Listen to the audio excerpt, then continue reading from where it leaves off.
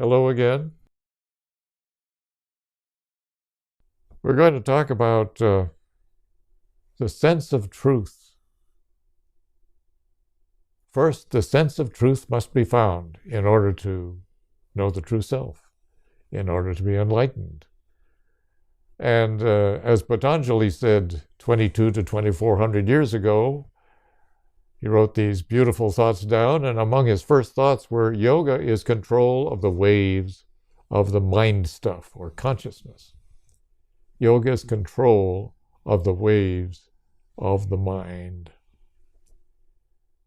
That includes our feelings and our thoughts. He says, Patanjali says, and yoga says, if you can calm your thoughts and feelings down to a beautiful state of harmony where they're not interrupting, your mind, which does the thinking, will now recede into the soul or the spiritual self or the pure consciousness and pure life out of which you have your life and being.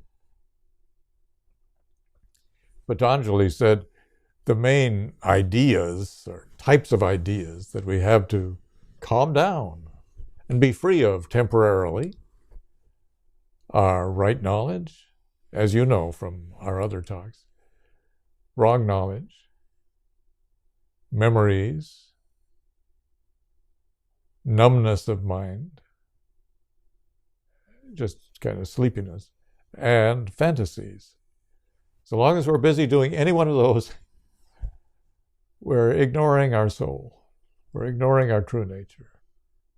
So the beauty is, if you can calm down those 5 kinds of ideas, the waves of the mind, then the mind naturally recedes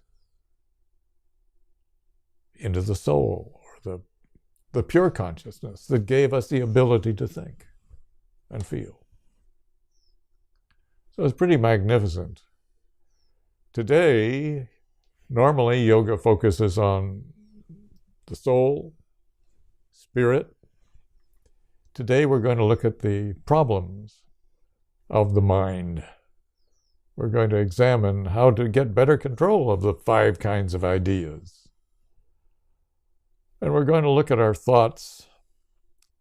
We're going to enjoy positive thoughts that help cultivate the sense of truth by which we go Godward.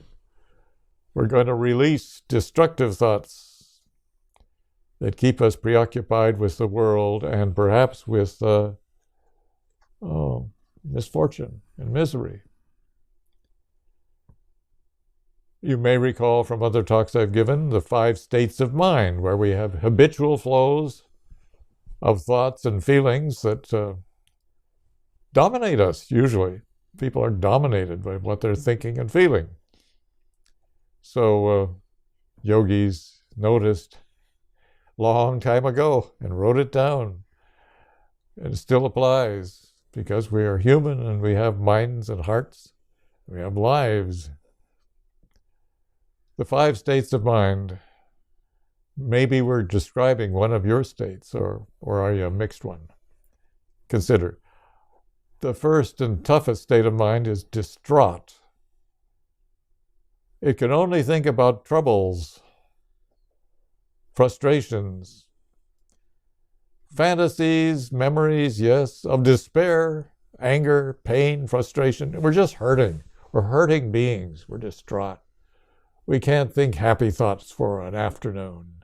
We'll always end up in some kind of misery.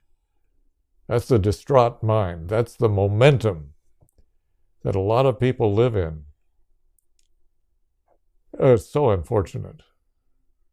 The distraught state of mind. And I hope you're not in this state of mind. But if you are, get help. You probably need professional therapy, because yoga will help a lot of people. But if again and again you're going to meditate and end up thinking your distraught thoughts, that's a sign you need therapy.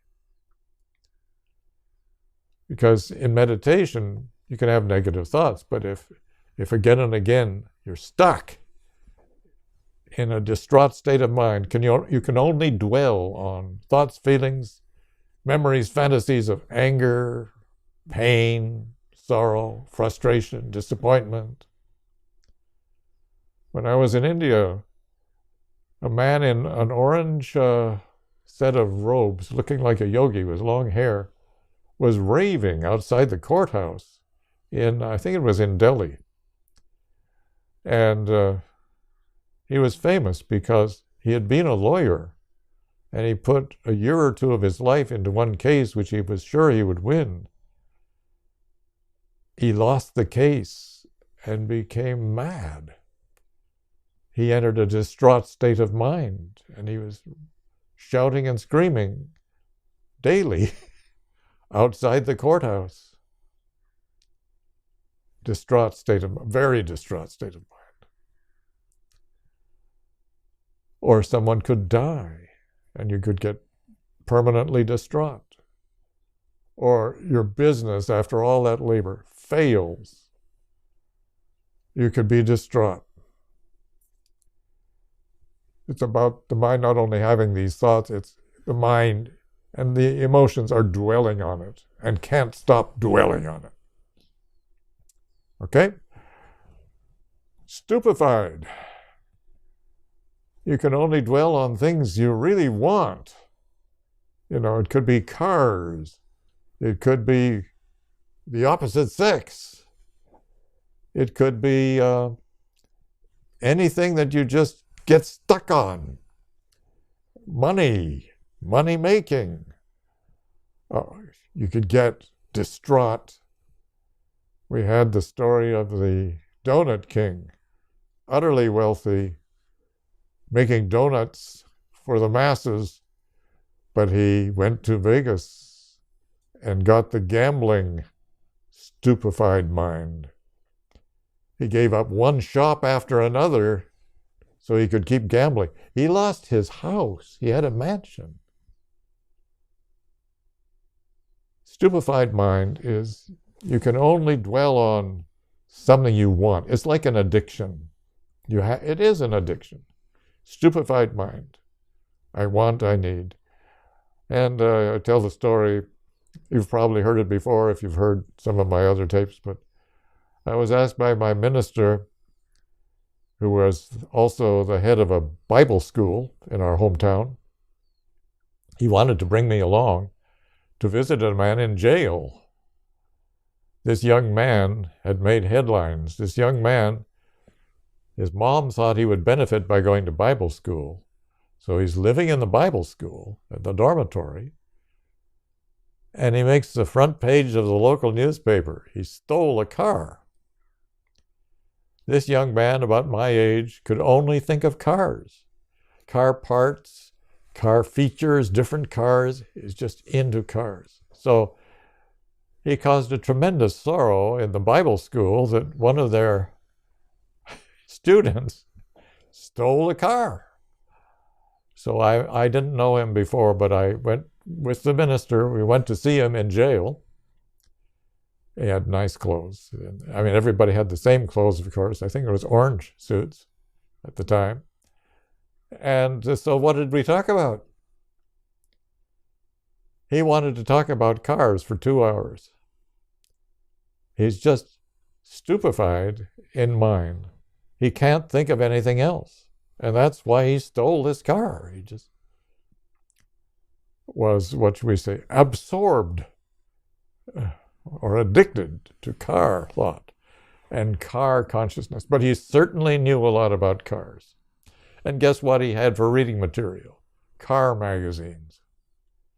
I don't know what happened to him. I hope he got free of a stupefied mind.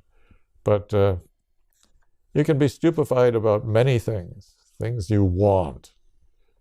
And gambling, the gambling addiction, that's a stupefied mind. Or you want to drink all the time. Or you want a particular pill all the time. Stupefied mind. If you're lucky, you get this third one. We're talking about you can't get your mind off the distraught state or the stupefied state. You can't get it off. It just always goes there. So you're lucky if your mind is restless. We think the problem is the restless mind. The restless mind is a state in which you're sometimes stuck and sometimes clear. And it varies. Yoga can help you. Yoga can work with you. Because if you've got sometimes clear mind, you can extend that. And if it's sometimes stuck, you can often find out what's wrong and change that. So we like the term restless mind because at least it moves around and it's not stuck. And as to stupefied mind, you probably need therapy also. Yoga might help you, but if it's an ongoing stuck condition, you need therapy, or you need a group meeting kind of thing. I know of Gamblers Anonymous, or there's also something like about Bad Spenders Anonymous. It's not gambling, it's just bad at spending, you know. So you may need group, you may need some kind of help that yoga would love to give you, but we can't help you much if you're always going to meditate, and whenever you start to meditate, you're going to be stuck in distraught or stupefied.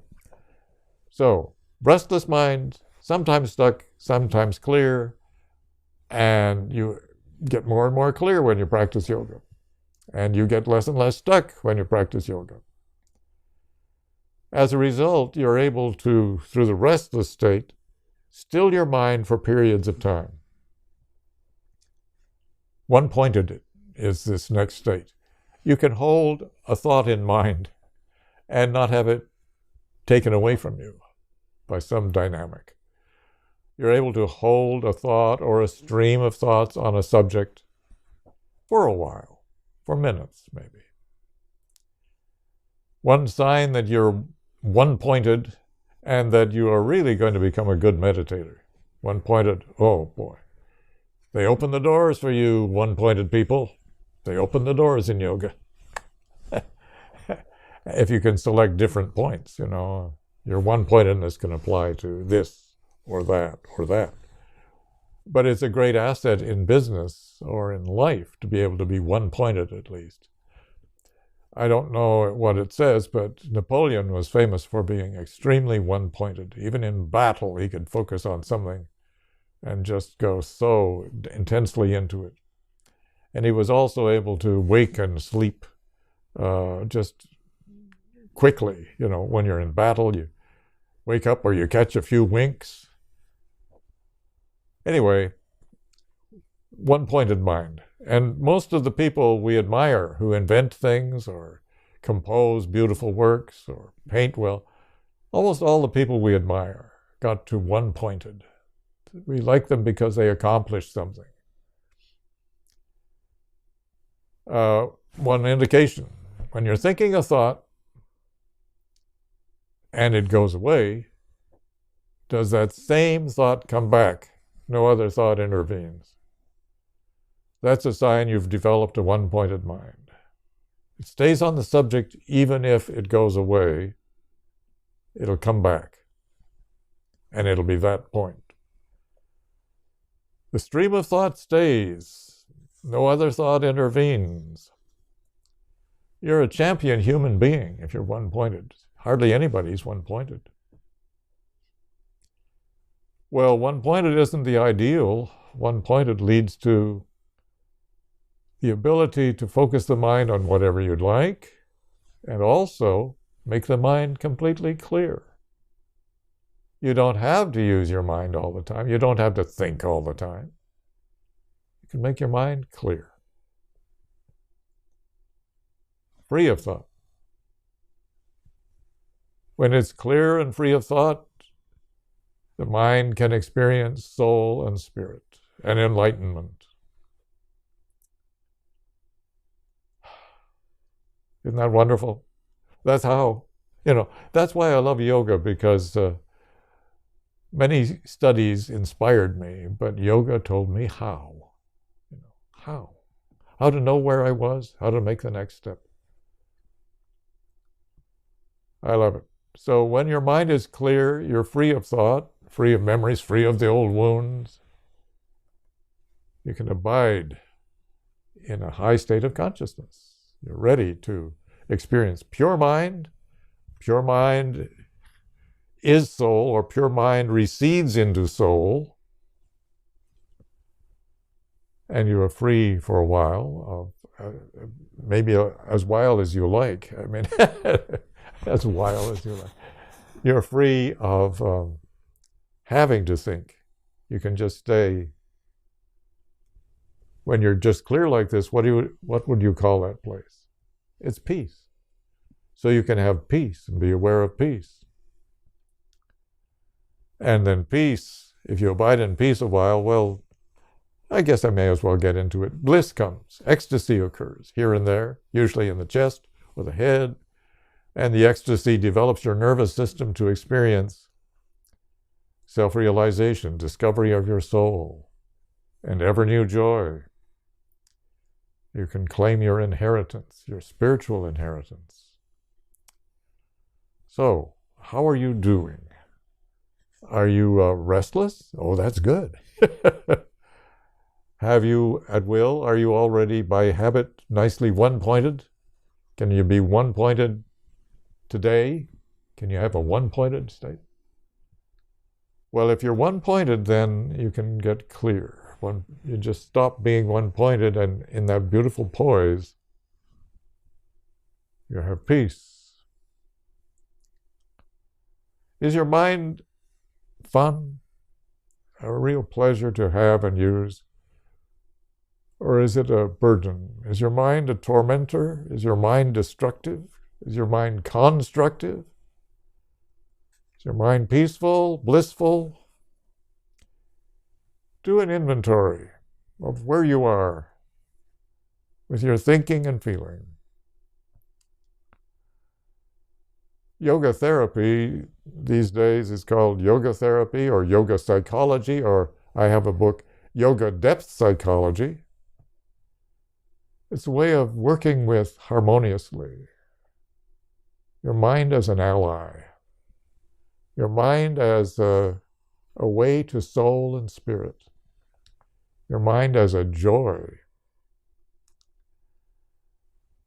You'll begin to be able to understand in this one-pointed state and then the clear state, why do I do the things I do? Because you sense your soul. Why do I feel the way I do?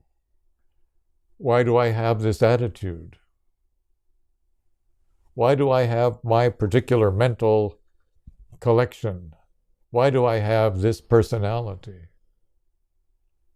That's called yoga therapy, exploring as you get into a high state beyond one-pointed. So here's a process you can do with this background, knowing these things. What are my vrittis, my waves of consciousness? On my surface mind, what am I thinking about? Just notice your vrittis, your waves of consciousness. Sometimes vritti means wave. To other yogis, it means whirlpool, kind of a swirling. But what are the waves or whirlpools of thought and feeling going on in me? What are they? Just notice, and then write down, what are your vrittis, Then next, look for, as you watch your vrittis, what are my desires and what are my fears? And write them down after you've looked for 5 minutes or so, 10 minutes. Very often when you look, your mind doesn't want to confess anything. So it takes relaxing and enjoying. Just understand the process. Once you are good at noting desires and fears, then notice the rest of these chains: anger, fear, guilt, grief, arrogance, prejudice. Notice what amount they contribute to your thought activity and feeling activity. Also, note your motives. I should have paused longer there, but that's really important. Notice desires, fears, because they're very often strong feelings. Desires, fears, and anger. Guilt, grief, arrogance, prejudice. They're strong feelings that really move the mind around. Next thing to notice, as you've done good, faithful work there, what are my motives? Do I have selfish motive in what I do? Or do I have compassion in what I do? Is my motive caring, or is my motive taking or dominating? With this clear mind, you can see, you can do yoga therapy. We're not replacing psychiatrists or psychologists. We are saying that if you have a normal restless mind, you can do this work. If you've got the stupefied and distraught mind, you can do postures, they'll help you relax, but it's best to go for therapy. If you're, let's face it, you're suffering. You need somebody to help you get out of that suffering. Okay? Get calm enough. Notice your karmas. The events that have happened in your life are caused by something. So try to figure out what caused or brought about this effect. You know, I'm suffering from this effect, or this is a wonderful effect. I'm so glad this happened to me. How could I be so lucky? Well, some kind of cause brought about this effect that you're rejoicing in. So get calm enough and bring to mind your karmas. What are the events of your life? And what might the causes have been? You could also consider, as you look at your mind and the waves that are going on, what are your instincts? How strong are your instincts? Self-preservation, reproduction, fight or flight, food seeking, rearing the young. Just those are very strong waves of consciousness, waves of ideas and thoughts and feelings. Then, in the calm, do the big one. So who am I? What is my true individuality? I seek in my calmness, clarity, clear sense of who I am, the truth of my being, and the truth of what's going on. I seek to know this. As a separate self, what's my part in this human drama, extravaganza? What's my part?